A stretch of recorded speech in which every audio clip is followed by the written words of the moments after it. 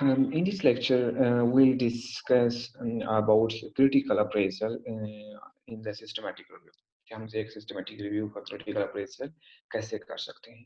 हमने last class में critical appraisal के बारे में थोड़ा सा हमने डिस्कस किया है क्या चीज़, और हमने थोड़ा सा ओवरव्यू किया था सिस्टमेटिक रिव्यू को, और इसके साथ हमने रैंडमाइज्ड कंट्रोल ट्रायल को ओवरव्यू किया था। हम इसके अंदर थोड़ा डिटेल में जानते हैं कि आपने सिस्टमेटिक रिव्यू का क्रिटिकल अप्रेजल करना है तो हम कैसे करेंगे।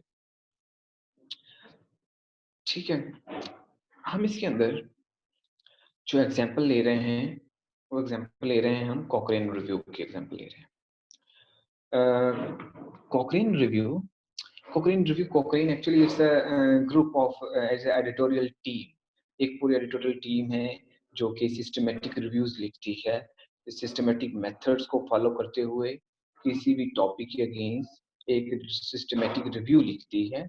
जो ये एक पूरी टीम है जो कॉकरेन team, कॉकरेन is a name of a team जो कि सिस्टमेटिक रिव्यूज लिख रही होती है।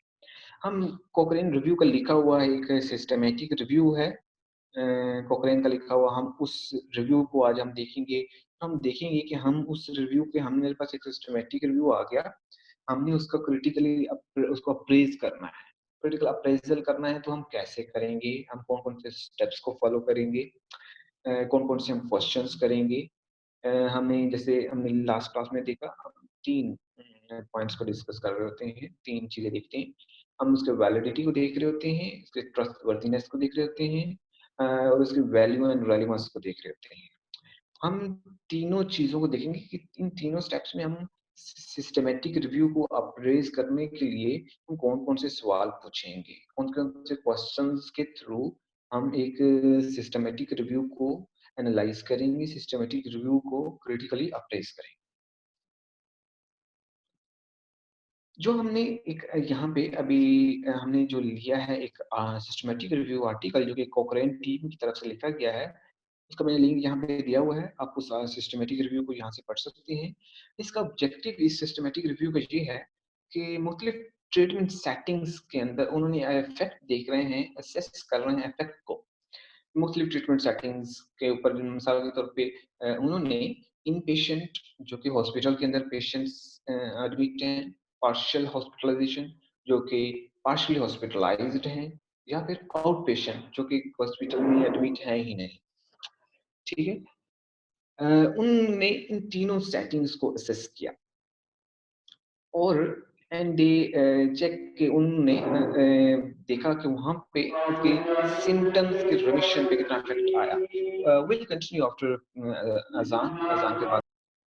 जी, हम डिस्कस कर रहे हैं जो हमने सिस्टमेटिक रिव्यू हमने सिलेक्ट किया, उसकी ऑब्जेक्टिव क्या है। उसका उसका ऑब्जेक्टिव ये है कि उन्होंने पेशेंट ऐसे लिए जो कि मुख्तलिफ सेटिंग्स में उन पेशेंट को ट्रीटमेंट प्रोवाइड की जा रही है। मुख्तलिफ सेटिंग मीन कि उनको ऐसे पेशेंट जो कि हॉस्पिटल के अंदर एडमिट है, इन पेशेंट, ऐसे पेशेंट जो कि पार्शली हॉस्पिटलाइज्ड हैं, ऐसे पेशेंट जो आउट पेशेंट जो कि हॉस्पिटल में एडमिट है ही नहीं। अब ये तीन सेटिंग्स में उनको ट्रीटमेंट दी गई और उसके बाद उनका देखा गया कि सिम्पटम्स की रिडक्शन पे कितना इफेक्ट आया, कितने सिम्पटम्स कम हुए हैं।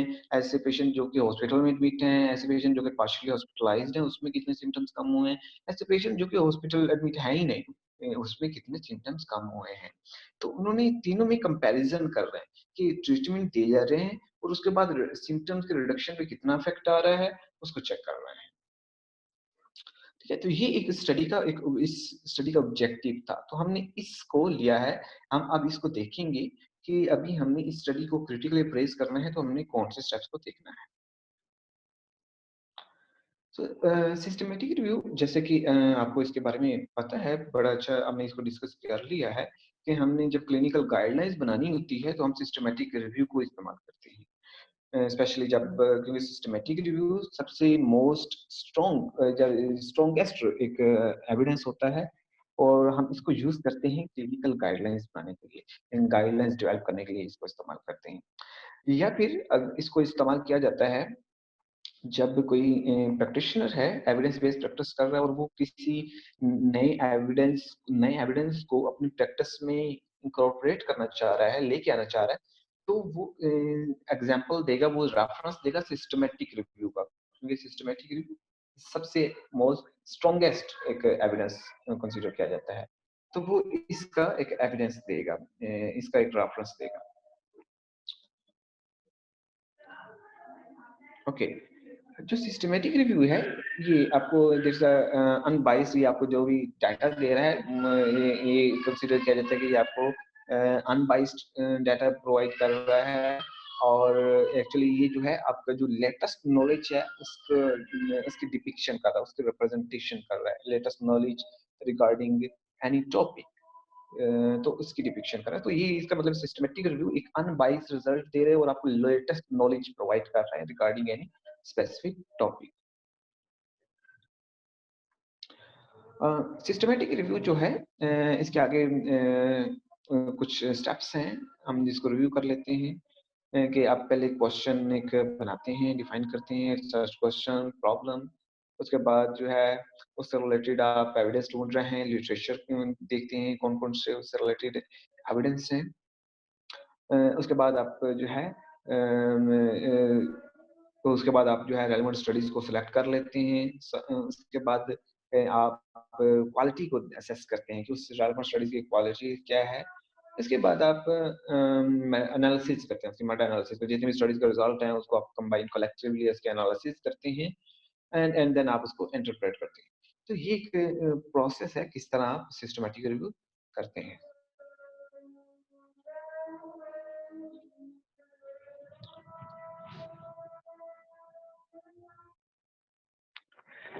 हम डिस्कस कर रहे हैं क्रिटिकल अप्रेजल के बारे में। So critical appraisal skills programme, कैस्ट, ये हम this programme is used to critically appraise any evidence. कोई भी एविडेंस है, आप उसको अप्रेज करना है, सिस्टमैटिक रिव्यू को आपने अप्रेज करना है, या फिर कोई और आपने स्टडी को अप्रेज करना है, तो कैस्ट को इस्तेमाल किया जाता है। क्रिटिकल अप्रेजल सिस्टमैटिक प्रोग्राम, इसको इस्तेमाल किया जाता है। तो इसको आगे 3 सेक्शंस में डिवाइड किया गया है। पहला सेक्शन ये है कि जिसके अंदर आप वैलिडिटी को स्टडी कर रहे होते हैं, स्टडी की वैलिडिटी को देख रहे हैं, क्या जो रिजल्ट्स हैं वो जो वैलिड हैं। तो पहले सेक्शन में हम वैलिडिटी देखते हैं। दूसरे सेक्शन में आप देख रहे होते हैं ट्रस्टवर्थीनेस रिजल्ट, कि कितने जो रिजल्ट हैं उसके ट्रस्टवर्थीनेस, उसके रिजल्ट्स क्या हैं, ट्रस्टवर्थीनेस लेवल देख रहे होते हैं। तीसरे सेक्शन में जो है चेक कर रहे होते हैं वो एक्चुअली कि उसकी रेलेवेंस क्या है, लोकली इम्प्लीमेंटेबल है या नहीं। 3 सेक्शंस को हम डिस्कस करने जा रहे हैं कि सिस्टमैटिक रिव्यू में हम इसे कैसे, हम इन चीज़ों को, इन तीनों सेक्शन को इस्तेमाल करेंगे और सिस्टमैटिक रिव्यू को का हम क्रिटिकली अप्रेज़ल करेंगे। ओके, हम एग्जांपल ले रहे हैं कोक्रेन रिव्यू की, जिसके अंदर डिफरेंट सेटिंग में ट्रीटमेंट सेटिंग्स को असेस कर रहे हैं और चेक कर रहे हैं आउटकम क्या है, सिम्पटम्स में कितना रिडक्शन आ रहा है। हम इस चीज़ को देख रहे हैं। सो पहला क्वेश्चन वैलिडिटी के लिए। सो पहला हमारा सेक्शन क्या है कि आपने स्टडी के वैलिडिटी को देखना है।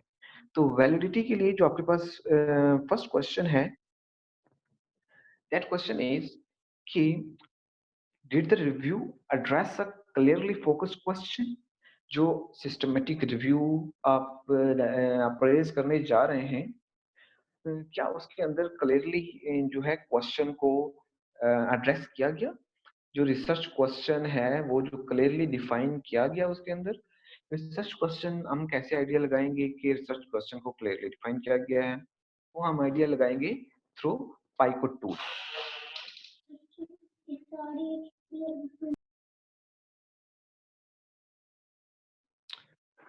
जी, हम पाइको क्वेश्चन से आइडिया लगाएँगे कि किस तरह जो है पाइको क्वेश्चन से हम कि इज़ दैट क्वेश्चन जो रिसर्च क्वेश्चन है सिस्टमैटिक रिव्यू में क्लियरली डिफाइंड है या नहीं। पाइको टूल से हम देखेंगे।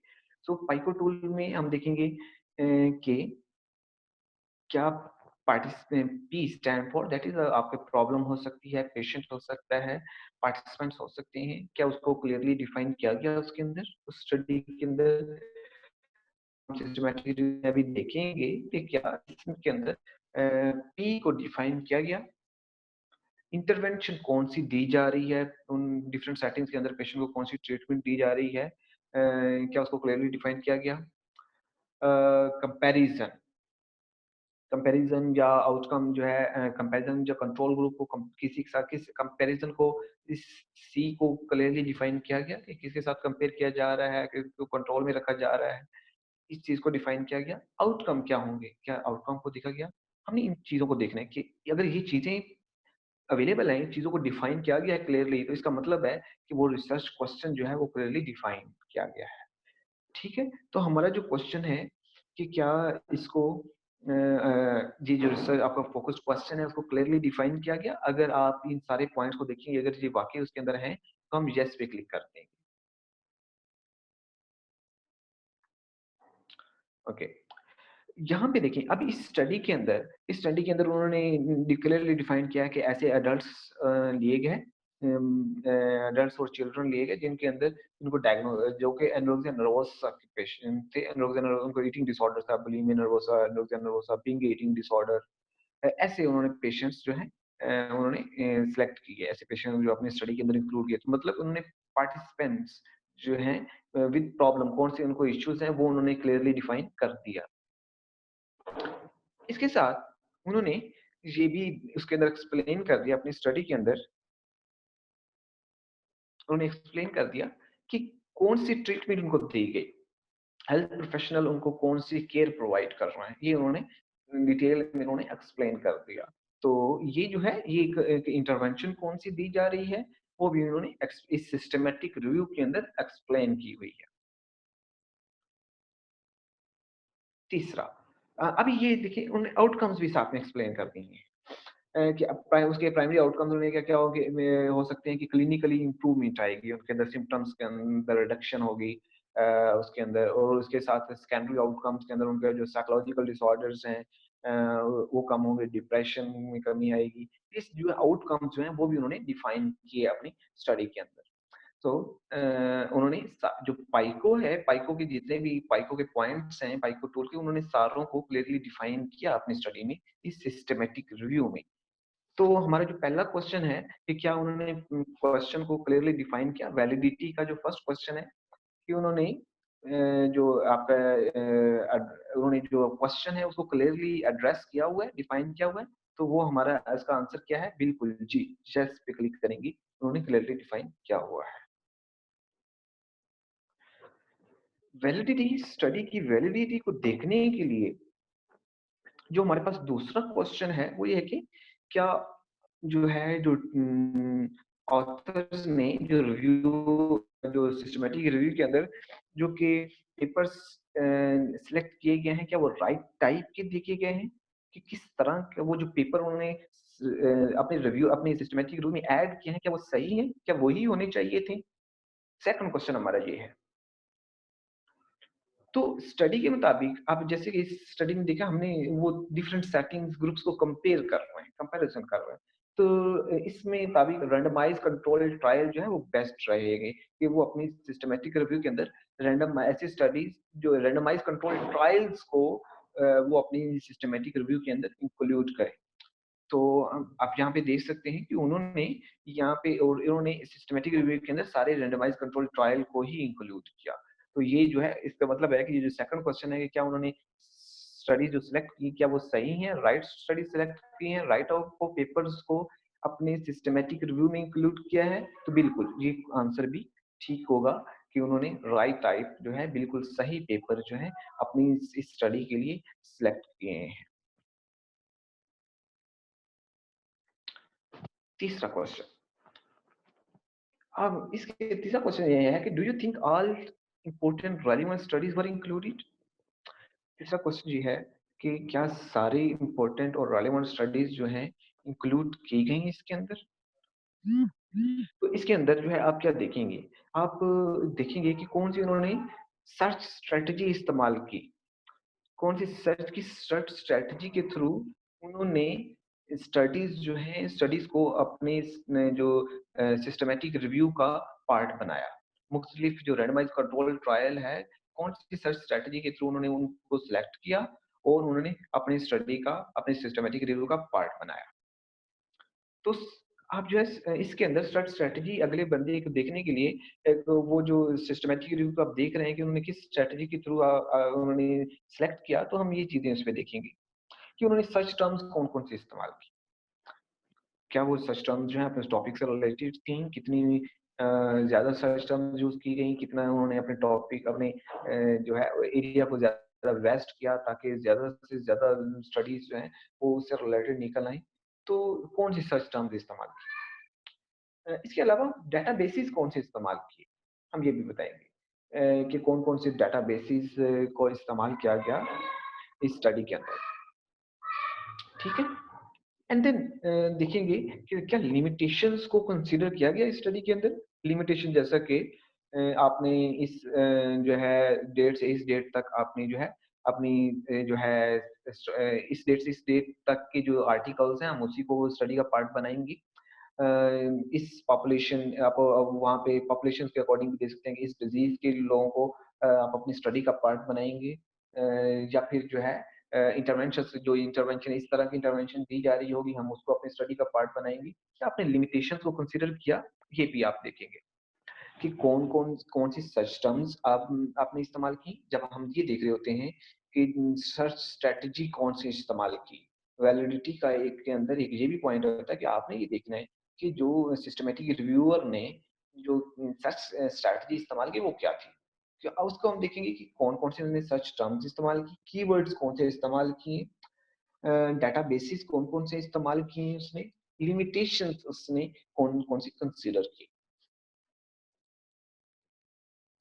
तो इस स्टडी के अंदर आप देख सकते हैं स्टडी के अंदर उन्होंने मुख्तलिफ डेटाबेसेस इस्तेमाल किए जैसा कि ये कॉकरेन central register of control trials ये एक डेटाबेस इसको इस्तेमाल किया उन्होंने मेडलाइन डेटाबेस को इस्तेमाल किया ये जो है एम्बेस डेटाबेस इस्तेमाल किया उन्होंने साइक इन्फो डेटाबेस इस्तेमाल किया ये डेटाबेसेस को इस्तेमाल करते हुए अपने जो है वो निकाले इसके साथ उन्होंने लिमिटेशन ये रखी कि 1952 से 2018 तक जितने भी 2018 तक जितने भी आर्टिकल्स थे उन्होंने उनको उठा लिया। तो उन्होंने लिमिटेशंस उन्होंने रिसर्च स्ट्रैटेजी उनकी ये थी, तो उन्होंने इन चीज़ को क्लियरली डिफाइन किया वहाँ पे, ठीक है?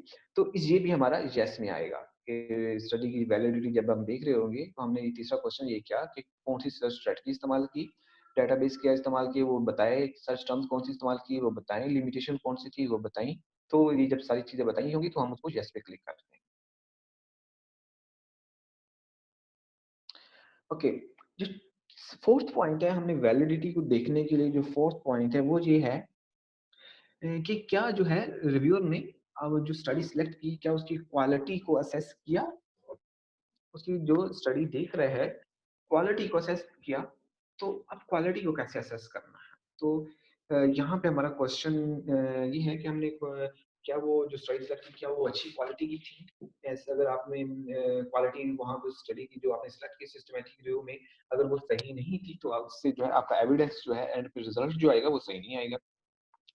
तो हमने ये भी आइडेंटिफ़ाई करना है कि रिव्यूअर ने सिस्टमैटिक रिव्यूअर ने जो अपने स्टडी के अंदर जितने भी आपने रैंडमाइज्ड कंट्रोल ट्रायल्स आरसीटीज़ जो स्टडीज़ हैं, वो सिलेक्ट की हैं, क्या उसकी क्वालिटी क्या थी? क्वालिटी को असेस किया या नहीं? तो कोक्रेन हैंडबुक ने उन्होंने क्लियरली डिफाइन किया हुआ है कि आप किस तरह स्टडी के बायसनेस को देख सकते हैं। नॉर्मली जो है आरसीटीज़ को आप जो है स्टैंडर्ड आप इम्प्रूव कर सकते हैं, लेकिन फिर भी इसके अंदर बायसनेस का जो है वो इश्यू रहता है।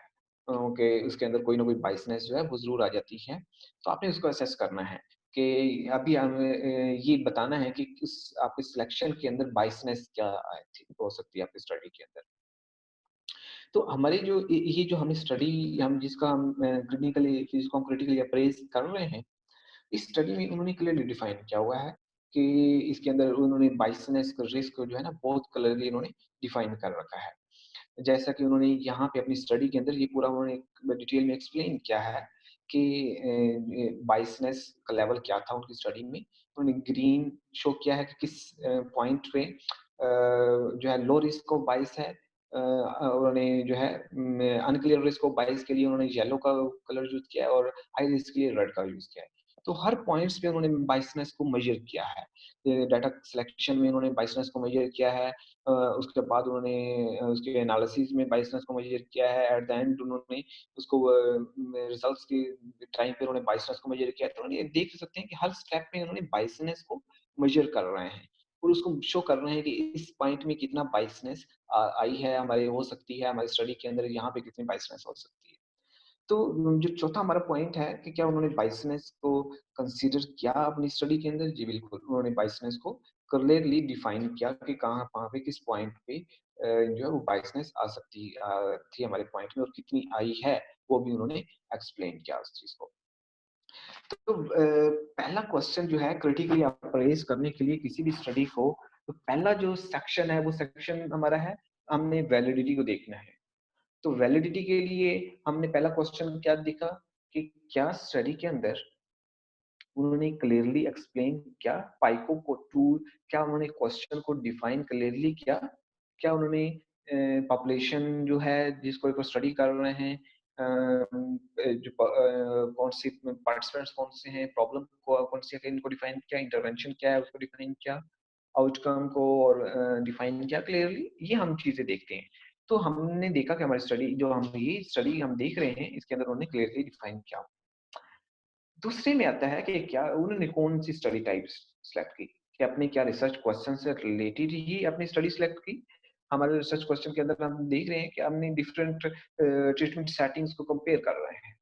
तो इसके अंदर रैंडमाइज्ड कंट्रोल ट्रायल बेस्ट रहेंगी, तो बिल्कुल उन्होंने रैंडमाइज्ड कंट्रोल ट्रायल को ही सिलेक्ट किया। तीसरा पॉइंट क्या उन्होंने जो है इस स्टडी के अंदर जो है उन्होंने जो सर्च स्ट्रैटेजी है कौन-सी इस्तेमाल की? तो हम ये इसके स्ट्रैटेजी हमने देखी, बिल्कुल कि उन्होंने कौन-कौन से डेटाबेस हमने ये देखे, कौन-कौन से डेटाबेस इस्तेमाल किए, कौन से कीवर्ड्स यूज़ किए, उन्होंने क्लियरली डिफाइन किया कि इसके अंदर जो लिमिटेशंस उन्होंने क्या रखी, बिल्कुल, वो उन्होंने एक्सप्लेन किया। उसके बाद हम देखेंगे क्वालिटी को कि बायसनेस का लेवल क्या था, तो उन्होंने हर स्टेप पे बायसनेस का लेवल को भी डिफाइन किया।